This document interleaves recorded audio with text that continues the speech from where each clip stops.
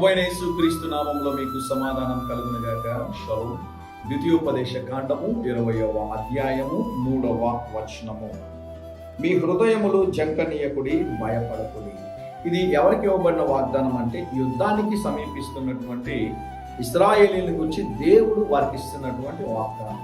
వారు యుద్ధం చేస్తూ ఉన్నారు. వారు వాగ్దాన భూమిని స్వతంత్రించుకోవడానికి వారు సుదీర్ఘమైన ప్రయాణంలో ఉంటుండగా అనేకమైనటువంటి యుద్ధాలు చేయాల్సినటువంటి సందర్భము ఏర్పడినట్లుగా మనం చూస్తున్నాం. కొంతమంది దేవుడు వాగ్దానాలు నా మీద ఉన్నాయండి, దేవుడు వాగ్దానాలు ఇచ్చాడు, అవి నెరవేరలేదు అంటూ ఉంటారు.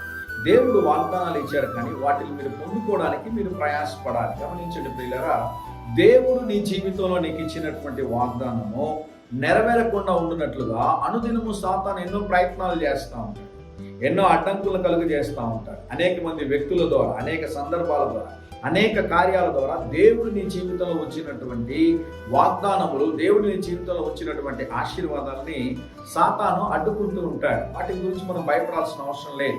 మనం కూడా అనుదినం యుద్ధం చేయాల్సినటువంటి అవసరం ఉంది. యుద్ధం అనగా కత్తులు తీసుకొని, గండ్లు తీసుకొని కాదండి.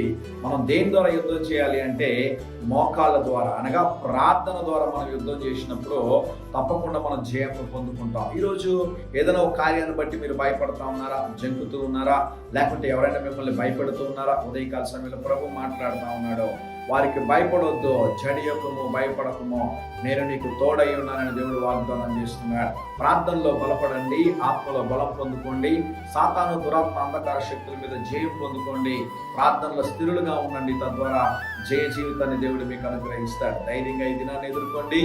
దేవుని సన్నిధి మీకు తోడుగా వచ్చును గాక. ప్రియ పరలోకపు తండ్రి, ఈరోజు మా ప్రియులు తలపెట్టే కార్యం అంతట్లో జయమును అనుగ్రహించమని యేసు నామములో ప్రార్థిస్తున్నాము తండ్రి. ఆమేన్, ఆమేన్.